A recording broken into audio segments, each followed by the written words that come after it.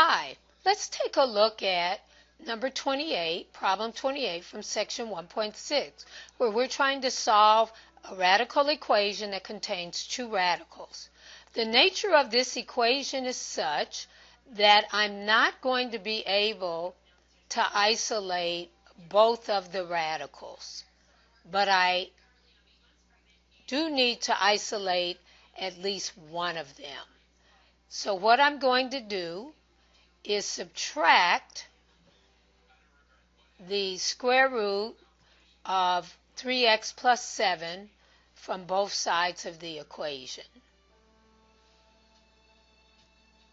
So I'm going to not only subtract that from the right side of the equation, but I'm also going to subtract it from the left side of the equation. So you want to make sure that you don't square either side of the equation until, or square both sides of the equation until at least one of the radicals is isolated. So I've subtracted the square root of 3x plus 7 from both sides. So on this left side of the equation, that leaves only the square root of x plus 2. And on the right side of the equation, I now have 1 minus the square root of 3x plus 7.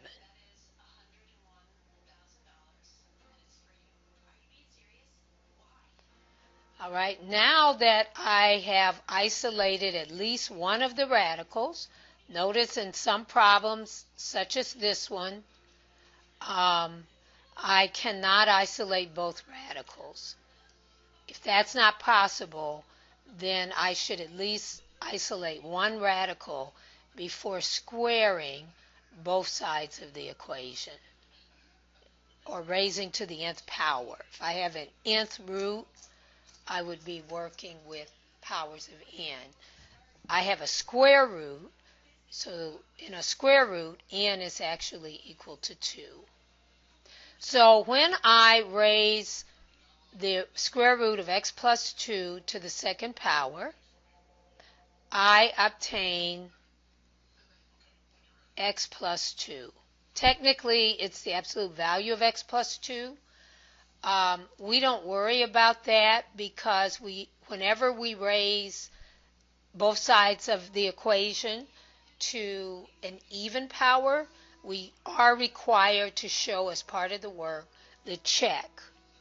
Now what we're actually doing here is we are raising an expression with two terms to the second power.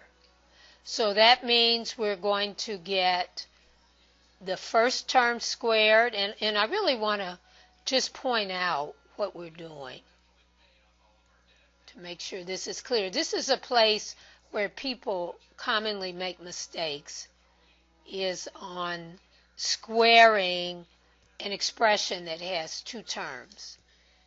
You do not merely get the square of each term, but notice you're actually carrying out this product, 1 minus the square root of 3x plus 7 times 1 minus the square root of 3x plus 7.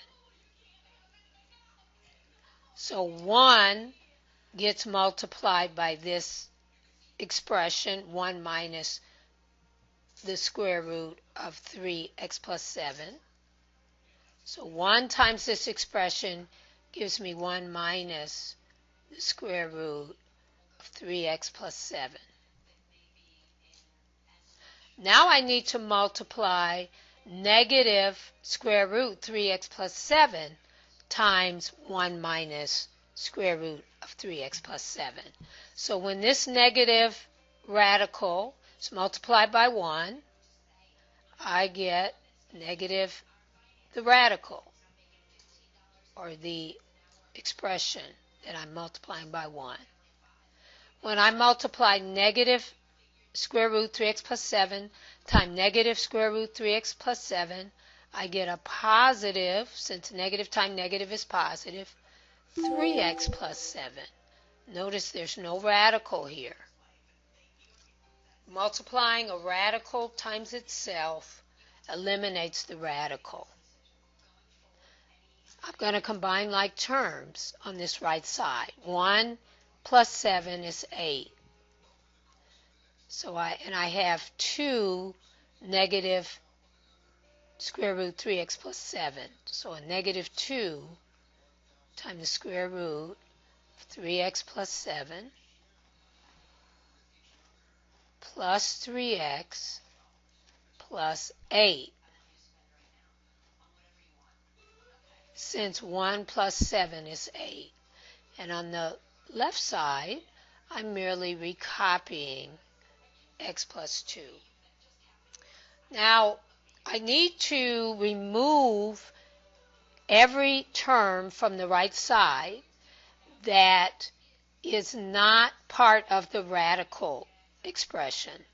So I need to subtract 3x from the right side as well as from the left side of the equation.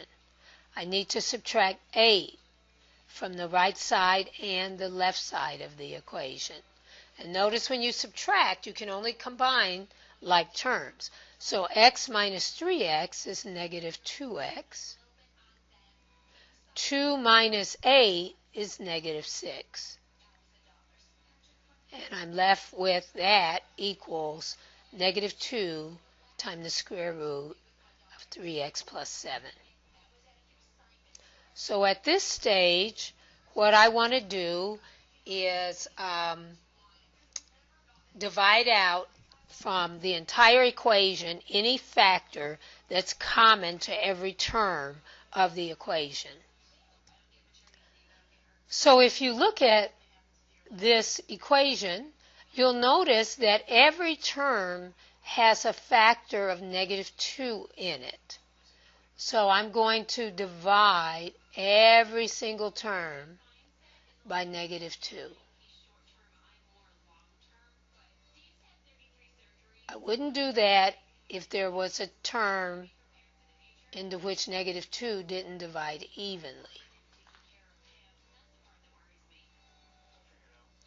So negative 2x over negative 2 is simply x. Negative 6 divided by negative 2 is positive 3. And negative 2 square root 3x plus 7 divided by negative 2 simply gives me the radical. Those divide out to give 1. These negative 2's divide out to give 1. So now notice how the process in the PowerPoint stated that if a radical still exists, once you raise both sides to the nth power, then you need to raise both sides to the nth power again. And in this case, n is 2. So I'm going to raise the left side to the second power and the right side of the equation to the second power. And one of the things that I need to be really careful about when I'm raising expressions that have more than one term in them to the second power is that it is a repeated application of the distributive property.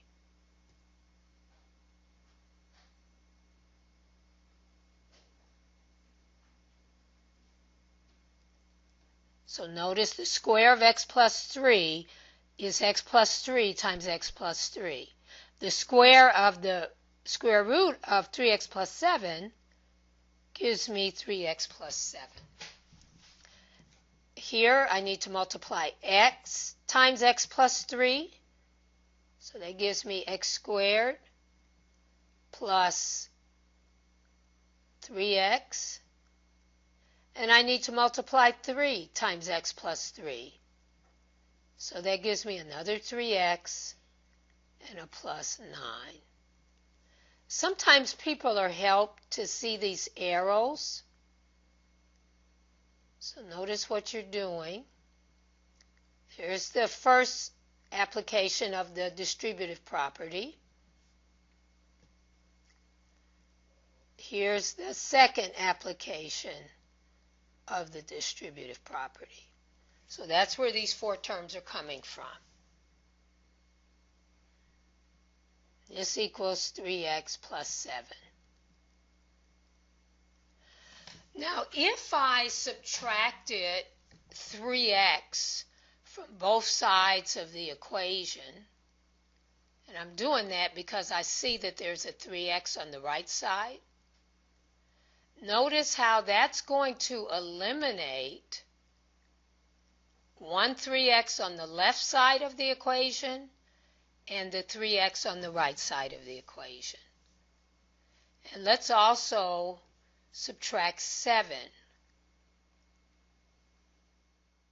from both sides of the equation.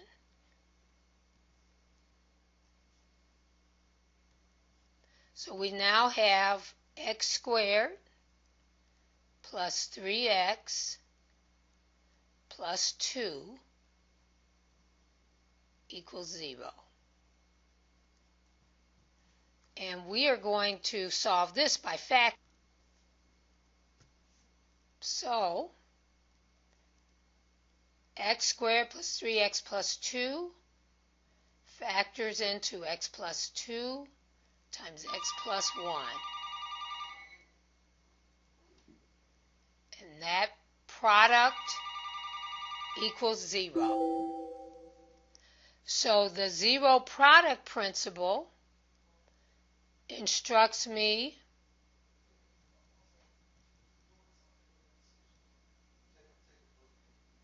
to set each of these factors to 0. So x plus 2 equals 0, or x plus 1 equals 0. And solving each of these for x,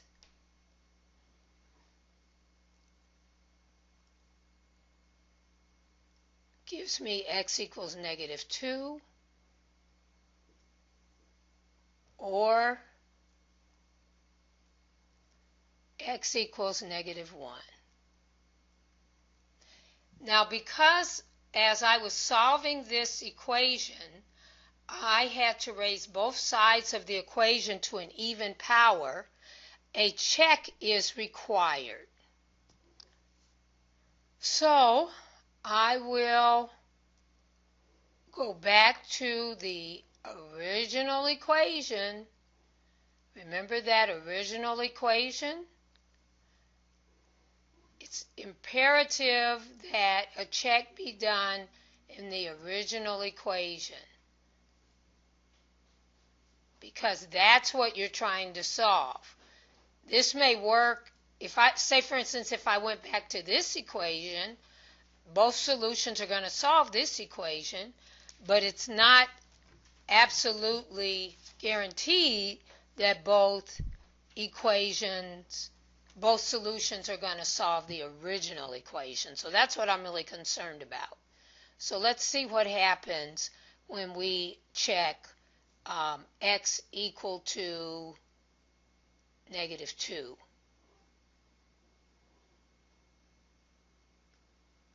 So we're going to check that.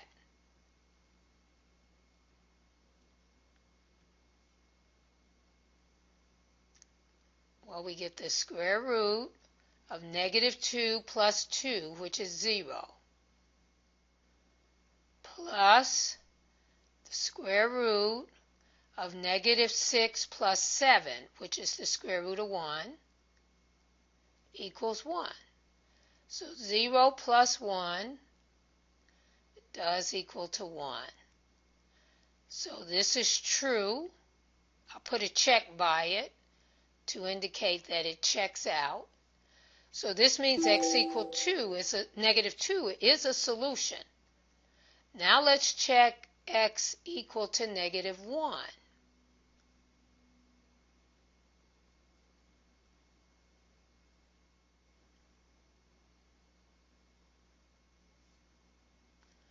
So when x is negative 1, x plus 2 is negative 1 plus 2, which is 1. When x is negative 1, this becomes 3 times negative 1 plus 7. So negative 3 plus 7. This becomes the square root of 4. So 1 plus 2 equals 1 is obviously false. So this is not true. I'll just put no here since I'm running out of space there. So that means our solution set only consists of x equal negative 2.